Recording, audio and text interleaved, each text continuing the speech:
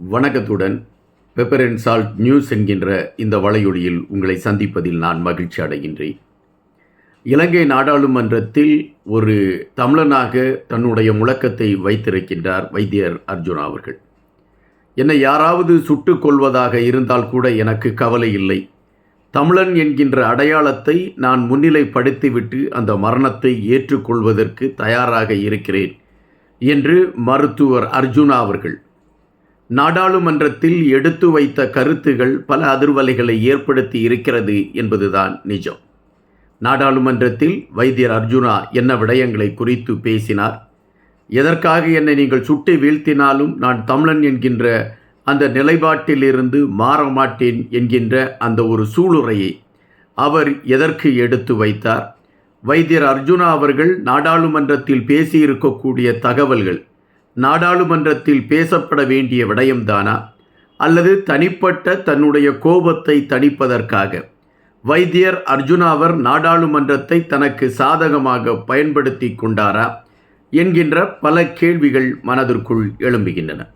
இந்த கேள்விகளுக்கான விடைகளை நாம் கண்டிப்பாக ஒரு ஆய்வு கண்ணோட்டத்தில் தான் பார்க்க வேண்டியதிருக்கிறது. வைத்தியர் அர்ஜுனா இந்த பெயர் தற்பொழுது இலங்கை அரசியல் களத்தில் மிகவும் பரபரப்பாக பேசப்படுகின்ற ஒரு பெயர். வைத்தியர் அர்ஜுனா அவர்கள் வெளியிடுகின்ற அந்த சுயம் சார்ந்த பதிவுகள், முகநூலில் அவர் வெளியிடக்கூடிய பதிவுகள் அல்லது சமூக வலைதளங்களில் அவர் வெளியிடக்கூடிய பதிவுகள், ஒவ்வொரு பதிவுகளும் ஏதாவது ஒரு சர்ச்சையோ அல்லது ஏதாவது ஒரு விமர்சனத்தையோ அவைகள் பெற்றுக்கொள்வது என்பது நாம் நடைமுறையில் பார்த்து கொண்டிருக்கக்கூடிய விடயம்.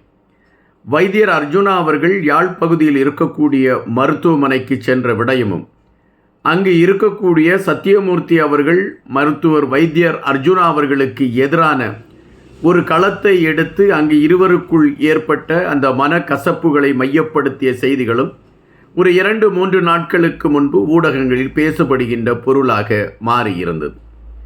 அதன் பின்பு வைத்தியர் எதற்காக அந்த மருத்துவமனைக்கு செல்ல வேண்டிய சூழல் ஏற்பட்டது என்கின்றதற்கான விளக்கத்தை வைத்தியர் அவர்களும் வைத்திருந்தார்.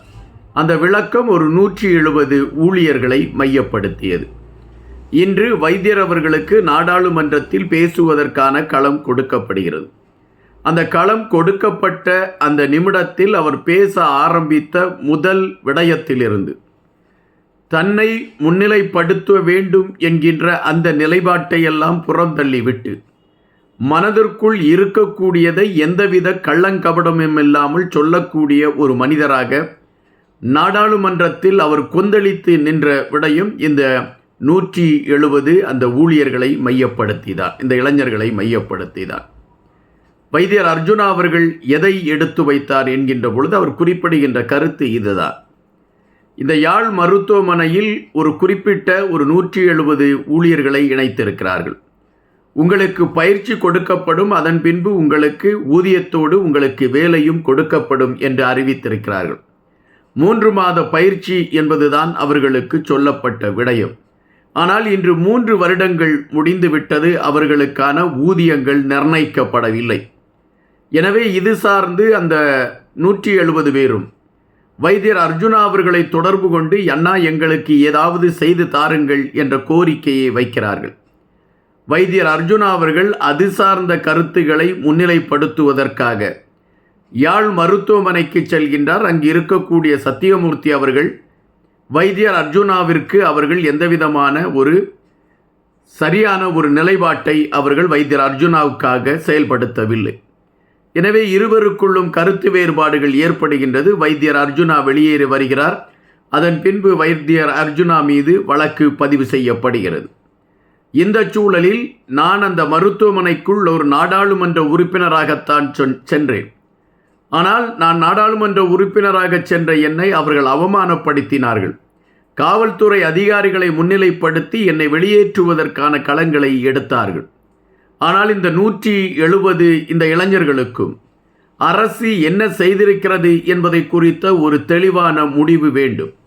நான் சுகாதாரத்துறையை இது சம்பந்தமாக சந்தித்து பேசியிருந்தேன். சுகாதாரத்துறை அமைச்சரை அவர் உடனடியாக அவர்களுக்கான தீர்வு வழங்கப்படும் என்று உறுதியளித்திருந்தார். ஆனால் அதற்கான களம் இதுவரை நிறைவேற்றப்படவில்லை. நான் தமிழர்களுக்காக இந்த களத்தில் நின்று பேசுகிறேன். என்னை வாக்களித்து இந்த களத்திற்கு வர வைத்தது தமிழர்கள். அவர்களுக்காக நான் பேசுகின்றேன். என்னை ஒருவேளை நீங்கள் சுட்டு வீழ்த்துவதாக இருந்தாலும், என் நெஞ்சிலே தோட்டா துளைத்து கொண்டு செல்வதாக இருந்தாலும், தமிழன் என்கின்ற அடையாளத்திற்கும் தமிழ் மக்களுக்காகவும் நான் போராடினேன் என்கின்ற அடையாளத்தோடு தான் நான் மரணத்தை தழுவுவதற்கு தயாராக இருக்கிறேன் என்று வைத்தியர் அர்ஜுனா குறிப்பிடுகின்றார். என் மீது 19 வழக்குகள் பதிவாகி இருக்கின்றன. இந்த 19 வழக்குகளும் யாழ் மருத்துவமனையில் நடந்த குளறுபடிகளை நான் வெளியே சொன்ன பின்பு, மக்கள் பிரச்சனைக்காக நான் களத்தில் இருக்கக்கூடிய ஒவ்வொரு நிமிடமும் என் மீது தொடர்ச்சியாக வழக்குகள் பதிவாகி கொண்டு இருக்கின்றன.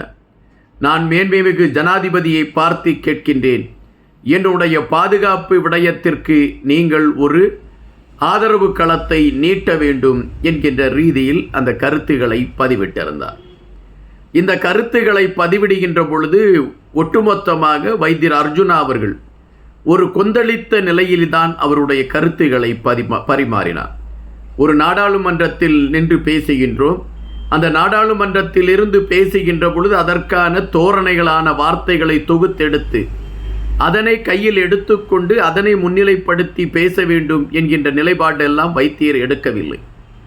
மனதிற்குள் என்ன பட்டதோ, மனதிற்குள் என்ன தோன்றியதோ அதை அவர் கடகடவென்று பேசினார். சில இடங்களில் அவரால் அந்த பேசுவதற்கான களம் அமைக்க முடியாத அளவிற்கு வார்த்தை தடுமாற்றம் அவரிடம் இருந்தால் கூட சொல்ல வந்த கருத்தை மிக தெளிவாக எடுத்து வைத்திருக்கிறார். இந்த பாதிக்கப்பட்ட இந்த இளைஞர்களுக்கு நீங்கள் என்ன செய்ய போகிறீர்கள் என்கின்ற கேள்வியையும் அந்த நாடாளுமன்றத்தில் அவர் எழுப்பியிருக்கிறார். இதுவரை நாடாளுமன்றத்தில் தமிழர் சார்ந்த பல விடயங்களை குறித்து தமிழ் தலைவர்கள் பலர் பேசியிருக்கிறார்கள். ஆனால் வைத்தியர் அர்ஜுனா அவர்கள் பேசிய அந்த களம் ஒரு யதார்த்தத்தின் பதிவாக இருந்தது என்பதை விட ஒரு சராசரியான ஒரு குடிமகனுடைய குமுறலை நாடாளுமன்றத்தில் ஒருவர் எடுத்து வைத்தால் எப்படி இருக்குமோ அப்படி இருந்தது என்பதுதான் நிஜம். இங்கு வைத்தியர் தன்னுடைய இயலாமையை கூட அவர் பதிவிட்டார். நான் அந்த மருத்துவமனைக்கு செல்கின்றேன், அங்கு இருக்கக்கூடிய சத்தியமூர்த்தி அவர்கள் என்னை உள்ளே அனுமதிக்க கூடாது என்று தெரிவிக்கின்றார். இதற்கு உடனடியாக நடவடிக்கை எடுக்க வேண்டியது இந்த அரசாங்கம்தான்.